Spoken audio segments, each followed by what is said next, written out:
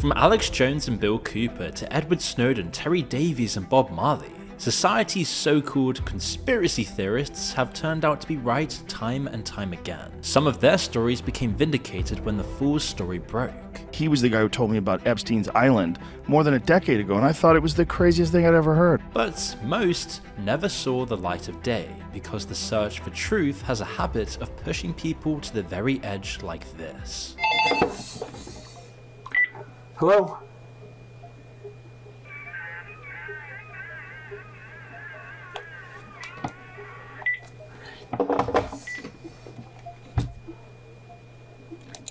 So let it be right then. So let it be done. Well, I'm King Terry and learned how to purify myself in a horribly impure environment.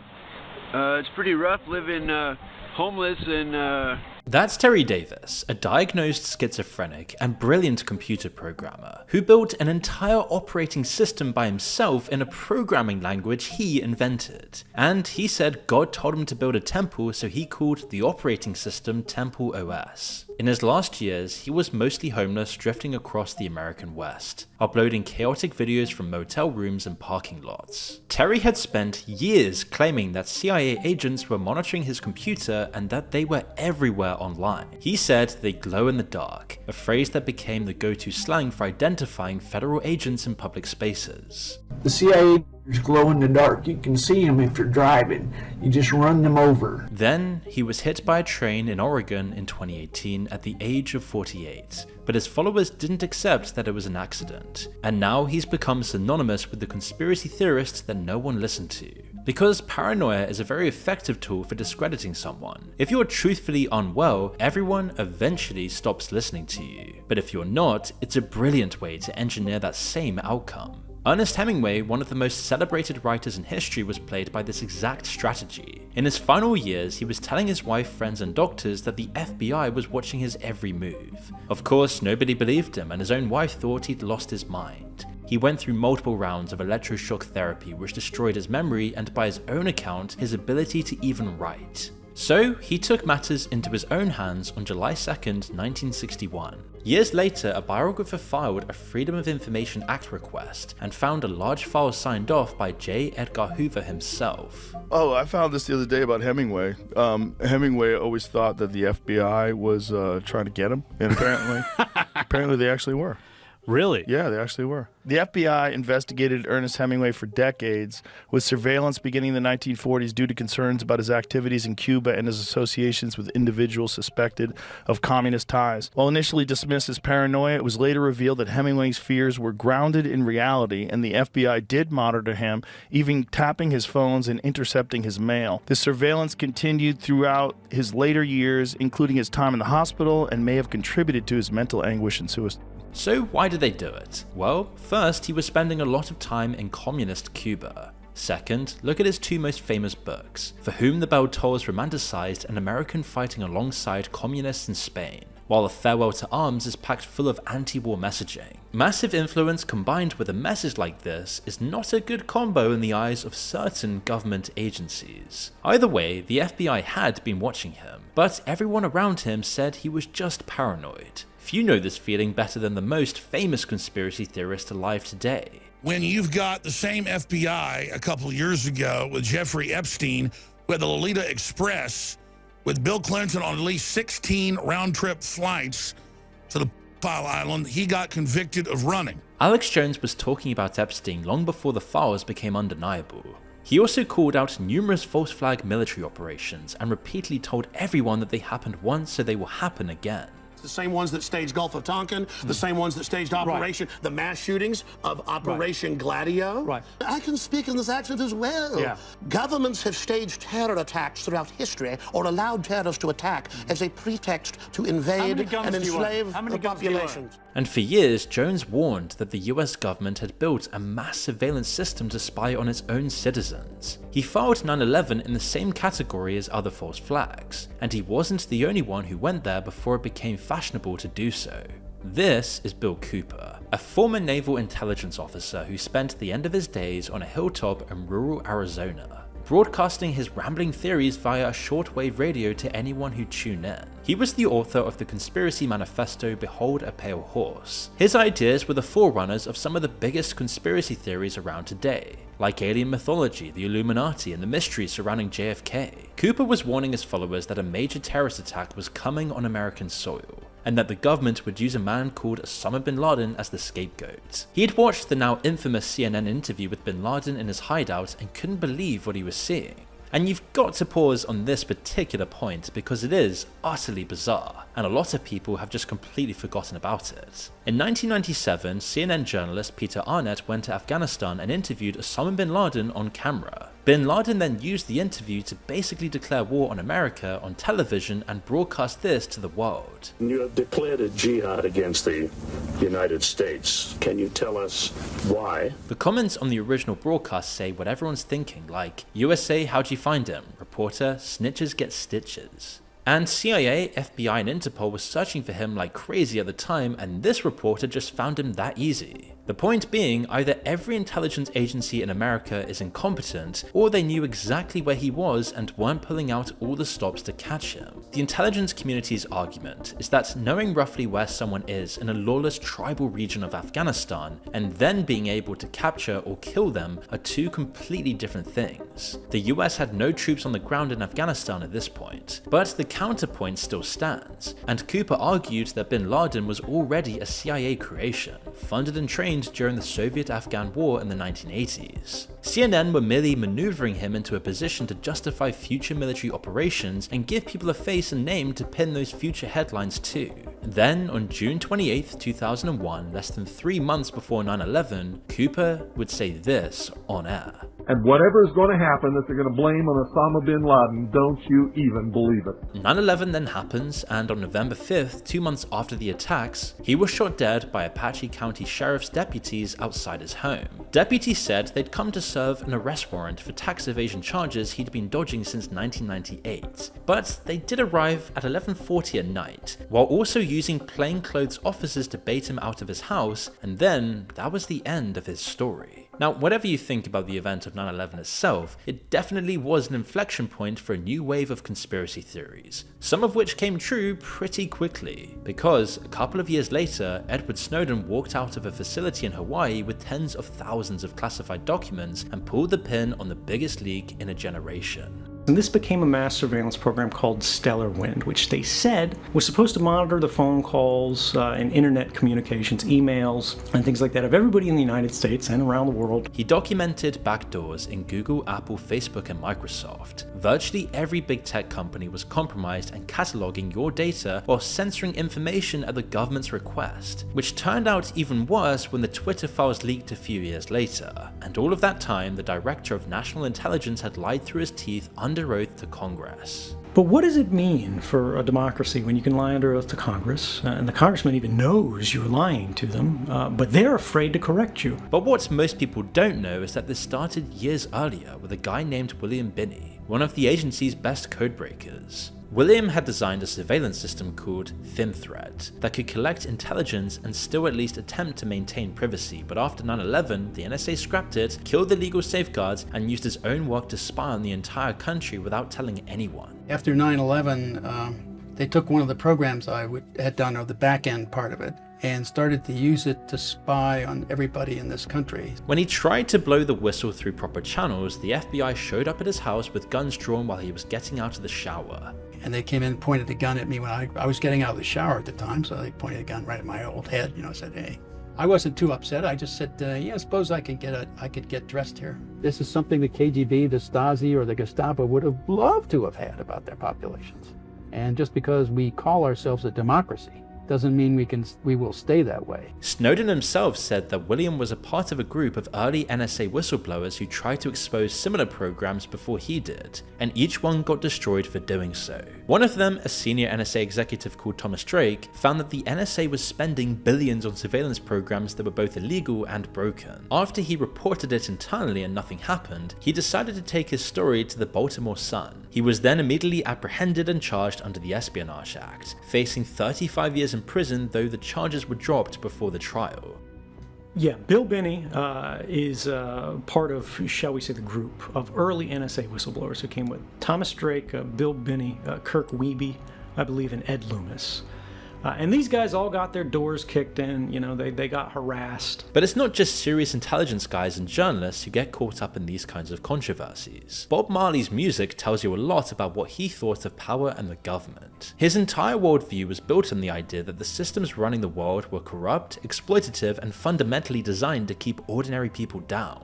You could even say he inspired an entire generation of conspiracy theorists. Listen to Alex Jones talk about him on InfoWars. I was listening to Bob Marley again the other day. I was on a Bob Marley jag, and I'm like, this guy was Alex Jones before I was born. It's a powerful song. He goes in to talk about the technocracy and the scientific elite wanting to kill humanity and destroy our children. Every song's poetry. We're the survivors. You've probably heard of the Rastafarian word Babylon. In Rastafari, Babylon envelops the police, the government, the colonial system, basically the entire Western power system that keeps ordinary people at the bottom. Bob was preaching to millions that this system was their enemy. Then, just as his career was reaching its peak, this happened. Entertainer and reggae star Bob Marley, Rita Marley, and the manager of the Wailers, Don Taylor, are now patients in the University Hospital after receiving gunshot wounds during a shooting incident which took place at Marley's home at 56 Hope Road tonight. Bob then left Jamaica the next morning and didn't return for months. Jamaica's government had been moving towards socialism, which the US saw as a major threat, and he believed he'd been targeted as a result. It was a classic CIA-backed coup, as the island was now being flooded with cheap guns, drugs, propaganda, and brutal policing tactics. According to documents in the CIA archive that you can see here, the Washington-backed campaign left over 750 people dead, and Edward Seeger, the US-backed candidate, won the election. Declassified files have since confirmed that Marley had his own CIA file and was labeled a subversive. Do you think Bob Marley was dangerous? Yes. He was very dangerous on all sorts of levels. He was dangerous in a very basic way. The idea in 1976 that you would get poor Jamaicans to start thinking for themselves in itself was dangerous. And the idea that this guy with this, uncombed hair, speaking terribly, becoming this voice of freedom and black struggle. Bob Marley's manager, who took most of the bullets that night of the shooting, wrote in his memoir that he believed the CIA was behind it. It's now thought they might have paid for it with drugs and guns. Bob Marley then dies of cancer at age 36, long before any of the CIA files were declassified. He never got to see the proof that the world he'd been warning people about was real. And the era he represented, where a musician could threaten the establishment by telling people to think for themselves, died with him. But controlling entire governments is somehow pretty mainstream compared to what others have exposed. This is Ted Gunderson, who once ran the FBI's Los Angeles field office. A serious guy with deep agency experience and knowledge. When he retired, he spent decades on the lecture circuit warning everyone about government mind control programs, blackmail operations, and potential ritual-style abuse. A long time ago, I talked about how they have these islands, they fly, they compromise children, but I learned all this from Ted Gunderson 20 plus years ago. He was in line to be the FBI director. He was the head of the FBI in Los Angeles. Jeffrey's operation might feel new, but Gunderson tells you that it's probably just the latest installment of a strategy running for over 50 years. He came out and he was the one that explained to me about how they use these blackmail rings, elements of the CIA, and foreign intelligence groups, and how they would basically make people have sex with children to be part of these clubs and these cults they were setting up. Gunderson also linked these kinds of operations with possible satanic ritual abuse. But in the late 80s and 90s, this was lumped in with the satanic panic and treated as mass hysteria. That's a big reason why he lost his credibility. I'm not an anti-government person, I'm an anti-corruptionist. I love my country, and I will continue, as long as I'm alive, to continue to expose this evil element that's permeated throughout our society. Like all the others, they called him paranoid and delusional. He was labeled a crackpot, desperate for attention. But lo and behold, down the line, many of the things Gunderson warned about were indeed proved true. One of the creepiest concerned a religious cult called The Finders, a Washington DC based cult he described as a CIA child kidnapping organization. In 1987, police in Tallahassee, Florida found 6 children in a park filthy, covered in bug bites, accompanied by 2 well-dressed men who couldn't explain who these children belonged to. The trail then led to a property owned by the cult, where a US customs officer found computer equipment and documents containing instructions for obtaining children, including purchasing them, trading them, and kidnapping them. The investigation was then hastily shut down. No, the Finders is a cult that was caught trafficking children, and the CIA squashed the Florida. And then Gunderson got it raided in D.C. and found a whole CIA facility with the snuff films, everything. Telex machine. And so he told me about all this, and I thought he was crazy. Anyone who repeated Gunderson's claims were immediately dismissed. That wasn't until 2019, when the FBI declassified 650 pages confirming that the CIA had been involved in the investigation, and that the State Department had mysteriously helped bury it, and that a former member of the group had admitted to doing security work for the FBI, NSA, and other government agencies. And the founding leader's wife had been a CIA employee for 21 years, and it was classed as an internal matter for the agency. It literally took over 30 years for Gunderson to be proved right in his belief that intelligence agencies were in the loop and buried the case. We don't know why, but he always alleged a link to other ritualistic practices across America, including Bohemian Grove, and some of his early ideas are now creepier than ever in light of what they found on Mr. Jeffrey's private island. These sell for like $100,000, private collections. The kids are sold for $50,000 on an auction block. Paul has attended 6 auctions, as few as 6 and as many as 36 kids, boys and girls, mostly young kids, were auctioned off for up to $50,000 each. It's big business. While no agency linked to the extent alleged by Gunderson or Alex Jones has been formally established, nobody was convicted of a crime in relation to what the police found that day. Ted also often talked about MKUltra, which was declassified in his era, but he always claimed it was wildly misunderstood in how far it went. The goal was to hijack the brain, altering or erasing memories or creating assassins you'd kill on command with no memory of being programmed. It started with CIA employees, but that quickly backfired, so they had to start testing on the public instead. And to do that, they came up with something called Operation Midnight Climax. So they went to San Francisco, they rented a safe house, and they hired prostitutes to go out on the street, pick up Johns, bring them back to the safe house, dose the Johns with LSD, and just see what happens. While these guys were losing their minds, CIA operatives sat behind one-way mirrors watching the whole thing while sipping a whiskey and smoking a cigarette. Where this went off the rails, in a handful of ways, in many ways, was testing on unwitting subjects, things such as LSD and a variety of other substances. Yeah, whoops. This was back when people were naive about drugs, so just imagine for a second that you begin to hallucinate wildly and you have absolutely no explanation for what's happening to you. One of the main guys caught up in MKUltra was an army biochemist called Frank Olson. He was working on classified research when they slipped LSD into his drink at a work retreat without telling him. 9 days later, he throws himself through the window of a hotel room in New York. The CIA told his family he'd had a breakdown, but his son Eric believed his father had witnessed something he wasn't supposed to see, possibly the use of bioweapons on prisoners. Eric had his father's body dug up, and the autopsy found blunt force trauma to the skull. The Manhattan DA reclassified the death from to homicide. That story was then later made into the Netflix show Wormwood. I was told that your father has had an accident. When Congress finally started asking questions in 1973, the CIA director ordered that the MKUltra files should be destroyed. In 1973, the CIA director ordered mass destruction of the MKUltra files.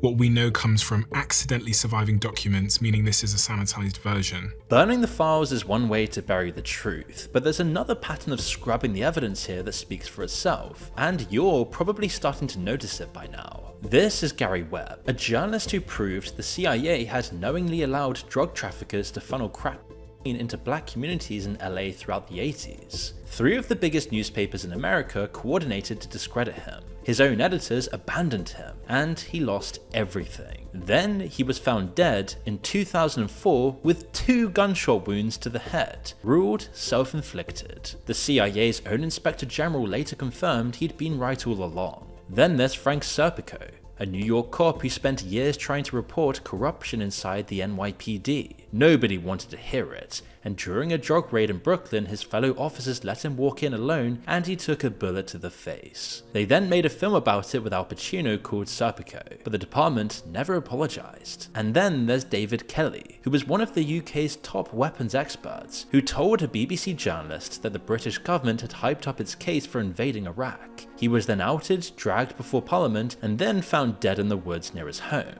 again ruled self-inflicted. Years later, a public inquiry confirmed everything he'd said, and a panel of doctors and scientists doubted the official cause of death, and that pattern of convenient fatalities continues to the present day.